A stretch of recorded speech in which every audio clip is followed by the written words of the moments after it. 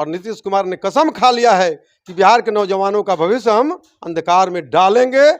चाहे दुनिया की कोई ताकत आकर के हमको कहे कि ऐसा नहीं करेंगे तो हम नहीं मानेंगे, और बिहार के लोगों को हम कटोरा हाथ में पकड़ा करके और भीख मांगने के लिए मजबूर कर देंगे। बिहार में हमारी सरकार बनेगी तो यहाँ भी अपराधियों को मिट्टी में मिलाया जाएगा, और ये प्रशासन के लोग जो आज दारू का धंधा करके करोड़पति अरबपति हो गए हैं, सब पर कार्रवाई होगी। क्या हम अपने आने वाली पीढ़ियों को भी ये बताएं कि हम 700 वर्षों तक गुलाम थे? हम गुलामी के उन सारे निशानों को, चिन्हों को इस देश से समाप्त करके और ये सनातन संस्कृति बिहार में की रक्षा करेंगे। पुलिस के कस्टडी में अब आप पत्रकार बनकर आए हैं और हमको रिवाल्वर से गोली दाग दीजिए, कोई वकील बन करके आए और गोली दाग दे, टेलीफोन पर यहाँ आ जाएगा दारू। और नीतीश कुमार के सारे अधिकारी, चाहे चौकीदार हो, थानेदार हो या उनके अन्य अधिकारी हैं, सब जानते हैं किस गांव में, किस चौराहे पर, किस बाजार में कौन दारू बेचता है। क्या जो 24 का चुनाव होगा, 25 का इंतजार नहीं करेंगे नीतीश जी।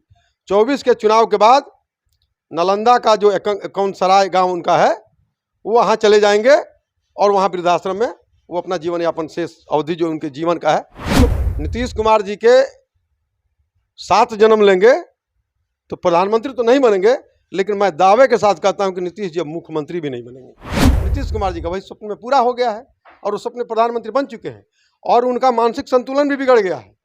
आपने सुना होगा, एक बार वो स्पीच दे रहे थे कि मैं जब भारत का गृह मंत्री था। आप बताएं कभी गृह मंत्री रहे हैं नीतीश कुमार? फूल ध्वस्त नहीं हुआ। नीतीश जी की माने तो करप्शन हुआ, उसकी जांच होगी।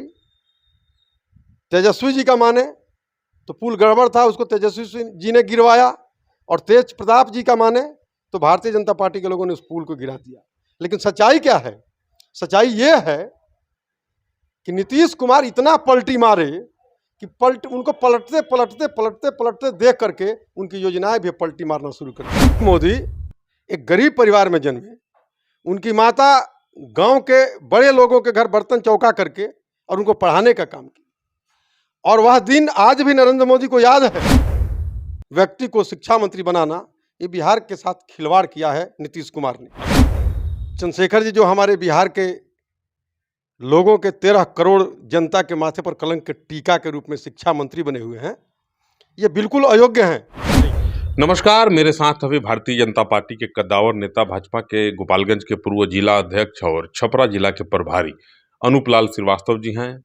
इनसे आज बिहार की शिक्षा व्यवस्था में जो भूचाल आया है, सड़क पर लगातार आंदोलन कर रहे हैं शिक्षक के अभ्यर्थी जो हैं, उस बिंदु पर चर्चा करेंगे और इनसे जानने का प्रयास करेंगे कि सरकार का यह कदम, शिक्षा मंत्री का यह कदम कहाँ तक न्याय संगत है और तर्क संगत है। बहुत बहुत स्वागत है, बहुत वंदन है और बहुत अभिनंदन है आपका।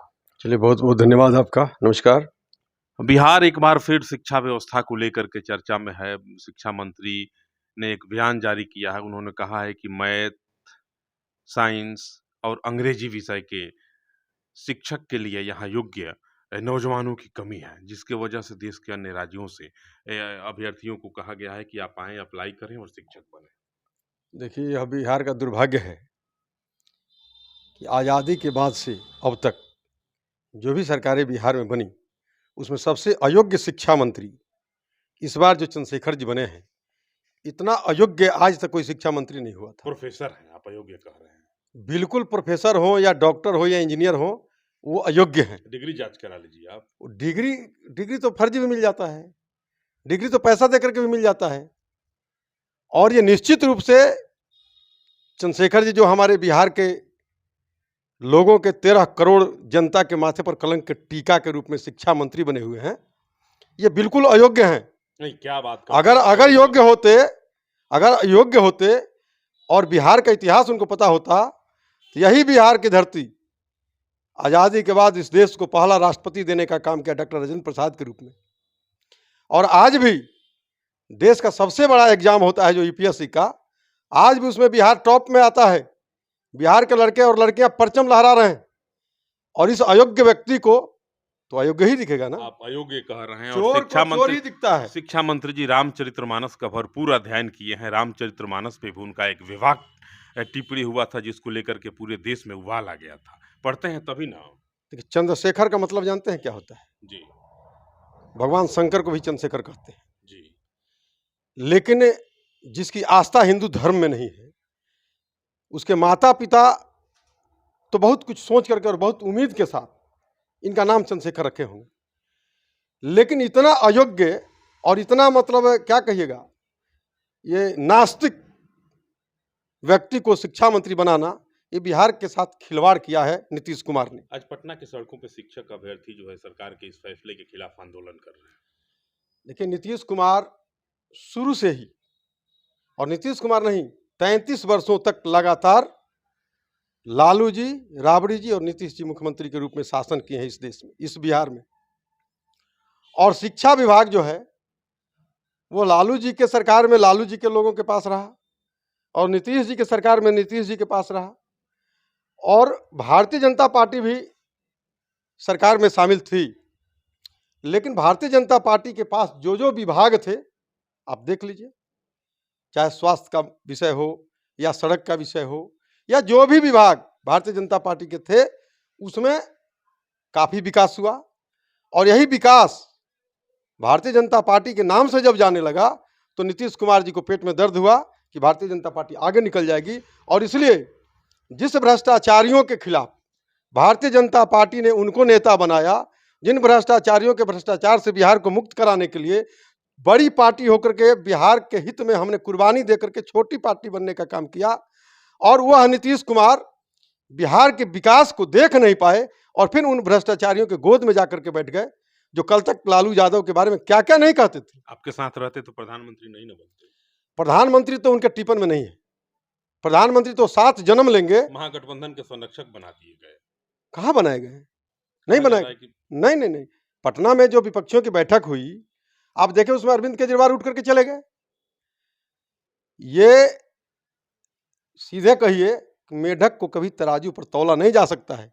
और भारत का विपक्ष, ये बहुत दर्द के साथ मैं कह रहा हूं, मेरे हृदय में इतना दर्द है कि नरेंद्र मोदी का विरोध करो, नरेंद्र मोदी का विरोध हर व्यक्ति को करने का अधिकार है, लेकिन इस देश के प्रधानमंत्री का विरोध, और प्रधानमंत्री का विरोध करते करते इस देश का विरोध करने आज विपक्ष सड़कों पर आ गया है। आज विपक्ष अपना अपना कुनबा बचाने के लिए एकजुट हो रहा है, लेकिन मैं दावे के साथ कह सकता हूं, ये कभी एक न हुए हैं न होंगे। बिन दुल्हे का बारात, ये विपक्ष है।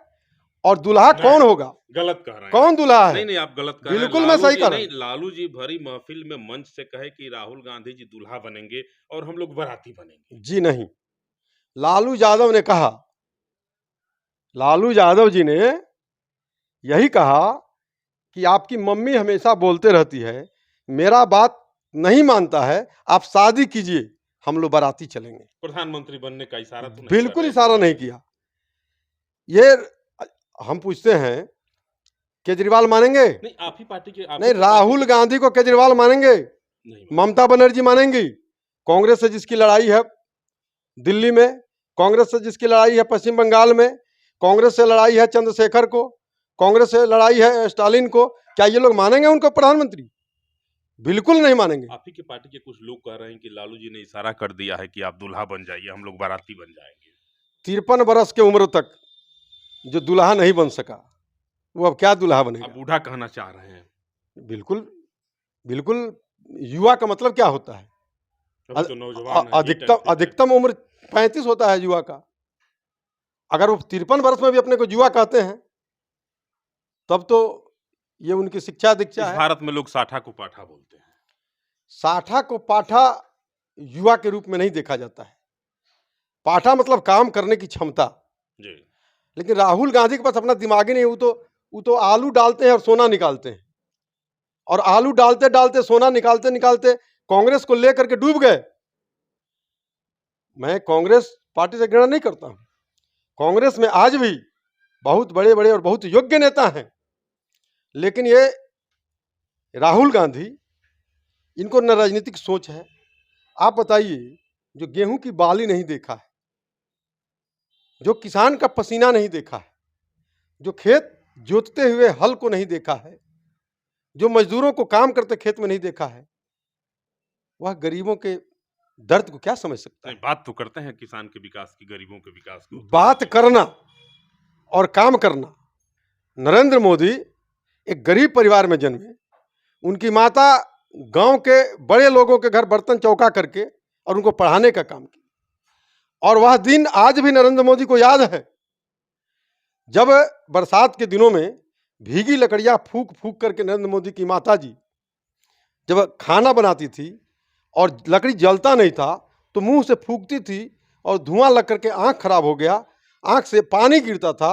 और नरेंद्र मोदी जी उस पल को देखे हैं और वो पल को याद रखे हैं, और तभी उन्होंने गरीब कल्याण सेवा सुशासन और गरीब कल्याण योजना के नाम पर जो जितनी 177 योजनाएं गरीबों के हित में उन्होंने उतारने का काम किया है, और आज वो धरातल पर दिख रहा है। उजाला योजना कितना सफल है? 9 करोड़ 60 लाख लोगों को इस देश में उजाला योजना के, प्रधानमंत्री उज्ज्वला योजना के अंतर्गत फ्री में गैस का कनेक्शन दिया गया। लोग कहते हैं कि गैस तो कनेक्शन दे दिया गया, लेकिन आज गरीबों के पास पैसा नहीं है कि गैस भरवाएं। देखिए, गरीबों को जो चूल्हा नहीं था, कनेक्शन नहीं था, वो 4,000 साढ़े 4,000 में मिलता था जी। नरेंद्र मोदी ने मुफ्त में देने का काम किया। अब सब चीज तो मुफ्त नहीं मिलेगा, तो गैस तो मजदूर भरवाते हैं, वो भराते हैं, ऐसा नहीं है, गैस भराते हैं। और सामान्य लोगों को जहां 78 रुपये सब्सिडी मिलता है, वहीं उज्ज्वला, प्रधानमंत्री उज्ज्वला योजना के अंतर्गत जिन गरीबों को दिया गया कनेक्शन, उनको 200 रुपये सब्सिडी मिलता है। बिहार में एक पुल ध्वस्त हो गया है। देखिए, पुल ध्वस्त नहीं हुआ। नीतीश जी की माने तो करप्शन हुआ, उसकी जांच होगी। तेजस्वी जी का माने तो पुल गड़बड़ था, उसको तेजस्वी जी ने गिरवाया। और तेज प्रताप जी का माने तो भारतीय जनता पार्टी के लोगों ने उस पुल को गिरा दिया। लेकिन सच्चाई क्या है?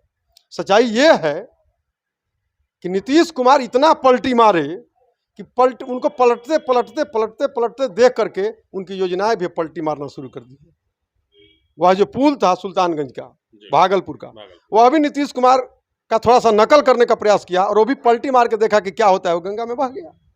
अच्छा, प्रधानमंत्री बनने वाले हैं, प्रधानमंत्री बनेंगे तो कुछ विकास की आस है आपको? बिहार में जो अपने दम पर एक बार भी प्रधानमंत्री के रूप में शपथ ग्रहण नहीं किया, कभी भाजपा के कंधे पर, मुख्यमंत्री के रूप, मुख्यमंत्री, क्षमा कीजिएगा, मुख्यमंत्री के पद पर उन्होंने शपथ ग्रहण नहीं किया। कभी भाजपा के कंधे पर सवार होकर, कभी राजद के कंधे पर सवार होकर के। और वह व्यक्ति अगर सपना देखे कि हम प्रधानमंत्री बन जाएंगे, तो दो तरह का सपना होता है, एक रात को सपना होता है और एक दिन को सपना होता है।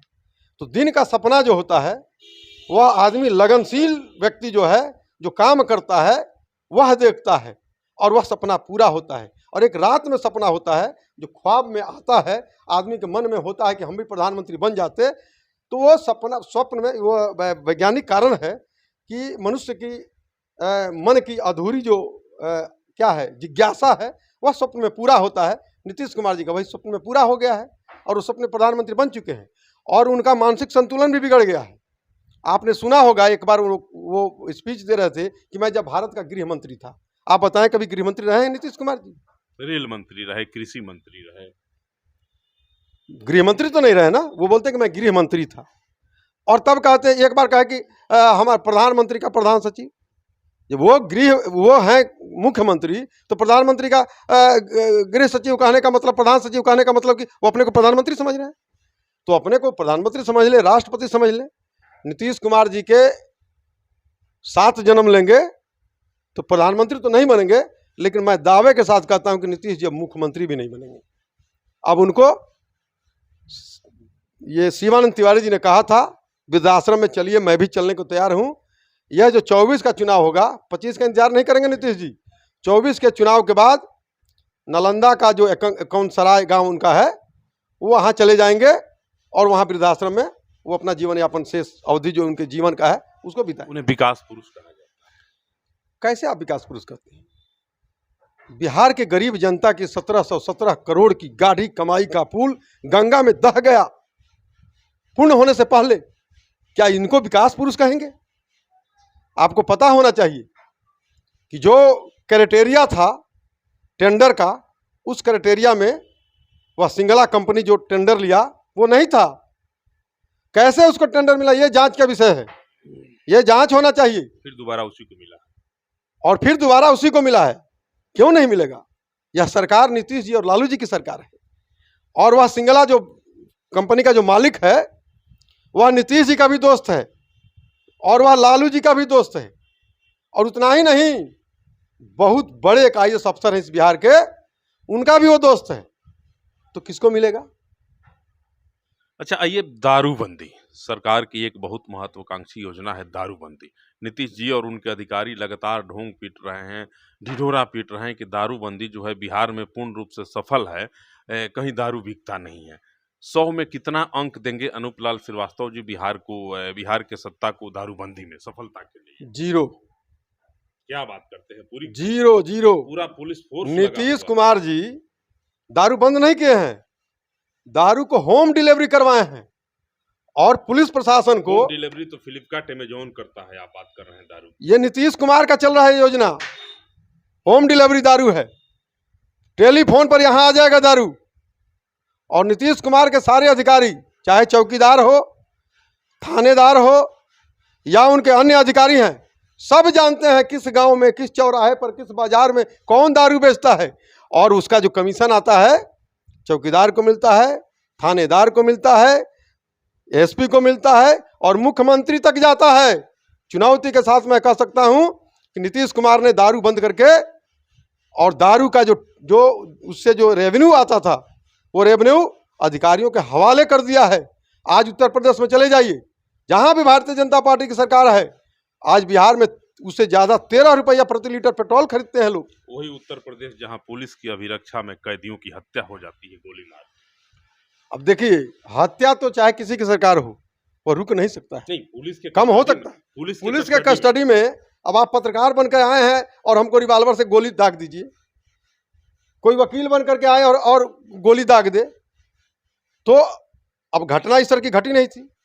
अब जब घटना घटी है तो इसकी भी व्यवस्था होगी, न कोई वकील बन करके आके गोली मारेगा, न कोई पत्रकार बन करके आके गोली मारेगा, और निश्चित रूप से उन दोषियों को पकड़ा गया और उन पर कार्रवाई हो रही है। वहाँ जो ऐतिहासिक नाम है, जो पौराणिक नाम है, सब पुराने जमाने से वर्षों से जिस शहर का जो नाम था उसको बदल करके अब नया नामकरण किया जाए, इस पर आप क्या कहेंगे? अच्छा, मैं आपसे पूछना चाहता हूं कि जिन लोगों ने इस देश पर 700 वर्षों तक शासन किया,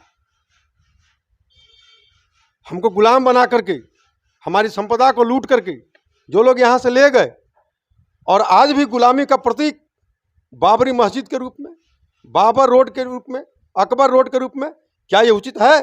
क्या हम अपने आने वाली पीढ़ियों को भी ये बताएं कि हम 700 वर्षों तक गुलाम थे?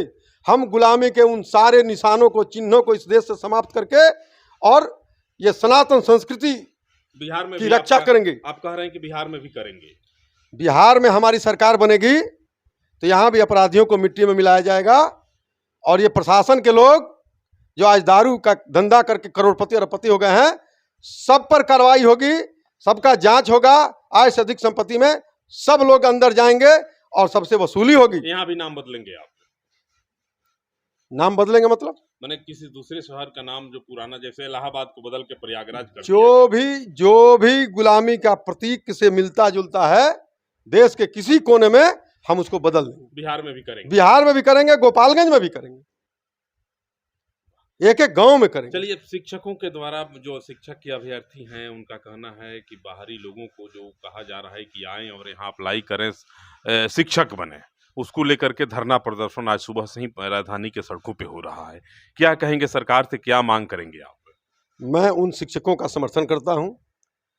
पहले अपने घर को देखिए, घर के जो बेरोजगार हैं, जो नौजवान, जिसको आप लॉलीपॉप दिखाते थे कि 7वें चरण का बहाली करेंगे, दिसंबर में करेंगे, जनवरी में करेंगे, मार्च में करेंगे, अप्रैल में करेंगे, मई में करेंगे, लेकिन आप TT CET करके और नौजवान सड़कों पर घूम रहे हैं।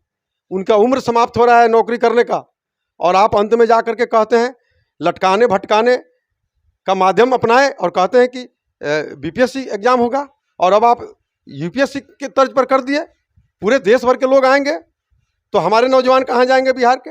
एक आदमी से सुबह में बात हो रही थी तो उनका कहना था जो विपक्षी दलों की जो बैठक हुई थी उसमें देश के अन्य प्रदेशों के जो मुख्यमंत्री आए थे उनको खुश करने के लिए, ताकि उनके यहाँ के भी लोग आकर के यहाँ शिक्षक बन सकें, रोजगार पा सकें, और जब चुनाव हो तो नीतीश जी को वहाँ से वोट मिले और वे प्रधानमंत्री बन जाएं। इस आशा के साथ यह फैसला लिया गया है। भारतीय जनता पार्टी के डर से नीतीश कुमार और लालू यादव ये बिहार को मिट्टी में मिलाने के लिए तैयार है। बिहार को मिट्टी में मिला देंगे, लेकिन भारतीय जनता पार्टी हो नहीं। रही है और आप कह रहे हैं कि लोग मिट्टी में मिलाएगा, यहाँ लोगों को रोजगार देने का सरकार प्रयास कर रही है। आप पहले बिहार के बेरोजगारों को रोजगार दीजिए ना। आप तो चले थे जाति गिनवाने, सुप्रीम कोर्ट ने लात मारा। आपको अगर गिनती करानी है, सर्वेक्षण कराना है, आप बेरोजगारों की गिनती कराइए, गरीबों का गिनती कराइए, बेघरों का गिनती कराइए, बेसहारों का गिनती आपके कराइए। शिक्षकों को समय मिलेगा तब ना, समय मिलने दीजिए। काम तो शिक्षक ही करेंगे सब, चाहे जो भी बिहार सरकार का काम हो, तो उनको समय तो मिलने दीजिए। शिक्षक शिक्षा कब देंगे? बच्चों को नए भविष्य का निर्माण कब करेंगे शिक्षक? जब ये गिनती करेंगे जातियों का। तो दूसरा कौन करेगा इस काम को? ये जो करा रहे हैं वो जाने कौन करेगा। शिक्षकों की बहाली पढ़ाई के लिए होती है कि जनगणना के लिए? शिक्षक को सिर्फ और सिर्फ शिक्षा के काम के बाद दूसरे किसी काम में नहीं लगाना चाहिए। क्या कहेंगे शिक्षक जो अभ्यर्थी हैं, आंदोलनरत हैं सुबह से? देखिए नीतीश कुमार जी, कभी भी उन पे लाठी चल सकती है, आंसू गैस के गोले छोड़े जा सकते हैं, पानियों के फुहारे छोड़े जा सकते हैं। ये सब होगा। नीतीश कुमार को यहाँ के नौजवानों से कोई भय नहीं है, कोई डर नहीं है, और नीतीश कुमार ने कसम खा लिया है कि बिहार के नौजवानों का भविष्य हम अंधकार में डालेंगे। चाहे दुनिया की कोई ताकत आकर के हमको कहे कि ऐसा नहीं करेंगे तो हम नहीं मानेंगे, और बिहार के लोगों को हम कटोरा हाथ में पकड़ा करके और भीख मांगने के लिए मजबूर कर देंगे। 33 सालों से नीतीश कुमार और लालू यादव ने बिहार को मजदूर सप्लाई का राज्य बना दिया है। आज ट्रेनों में भर भर के बिहार के मजदूर दिल्ली जा रहे हैं, पंजाब जा रहे हैं, हरियाणा जा रहे हैं, गुजरात जा रहे हैं, बंगाल जा रहे हैं। अगर बिहार में उद्योग धंधा होता तो ये नौबत नहीं आती। थोड़ा दिन के लिए हम पार्टनर थे सरकार में। शाहनवाज हुसैनी जी ने, जो राष्ट्रीय स्तर पर उनकी पहचान है, उद्योग मंत्री के रूप में उन्होंने कुछ अच्छा काम करना प्रारंभ किया था। कुछ फैक्ट्रियां लगनी प्रारंभ हुई थी इथेनॉल वगैरह की, और कुछ और पूंजीपति यहाँ पर पूंजी निवेश करने के लिए आ रहे थे। नीतीश कुमार को भय हो गया कि ये सब होगा तो भारतीय जनता पार्टी मजबूत हो जाएगी, और वो पूंजीपतियों की बैठक कर रहे थे दिल्ली में शाहनवाज हुसैन जी, और इधर राज्यपाल को जाकर के ये इस्तीफा सौंप आए। तो नीतीश कुमार जी को 18 साल से सिर्फ और सिर्फ कुर्सी की चिंता रही है। कभी बिहार के हित की बात उन्होंने नहीं सोचा है, बिहार के विकास की बात नहीं सोचा है। जितनी भी योजनाएं आज बिहार में काम कर रहा है, बता दें नीतीश कुमार जी, नल जल का ढोल पीटते हैं। 36,000 करोड़ की योजना है नल जल, उसमें 25,000 करोड़ रुपया केंद्र सरकार की है, और बाकी 11,000 करोड़ रुपया बिहार सरकार की है। आपको जो बिजली आज देख रहे हैं, आज बिजली 18 घंटा, 16 घंटा, 20 घंटा जो बिजली सप्लाई हो रही है, पंडित दीनदयाल उपाध्याय ग्राम ज्योति योजना या भारत सरकार की योजना है। मोदी जी के आने के पहले इस देश के 18,000 गाँव में न पोल था, न बिजली थी, न लाइन था, न खंबा था, न ट्रांसफार्मर था। मोदी जी के आने के बाद देश के एक एक कस्बे में ये पहुंचाया गया। पंडित दीनदयाल उपाध्याय ग्राम ज्योति योजना के अंतर्गत 40 घर पर एक ट्रांसफार्मर, नया पोल, नया तार, और इस तरह से पूरे देश को आज बिजली की रोशनी से चकाचौंध कर दिया। बिहार को डबल इंजन कब मिलेगा? बिहार को डबल इंजन 25 में कोई रोक नहीं सकता है। ख्वाब देख रहे हैं आप? बिल्कुल ख्वाब नहीं, ये धरातल है, और ये बिहार की जनता के मन की बात है। पूरा विपक्ष एकजुट हो गया है। विपक्ष न कभी एकजुट था, न कभी एकजुट होगा। और चचा भतीजा एक साथ है। पहले से बिहार में चचा भतीजा एक साथ हैं।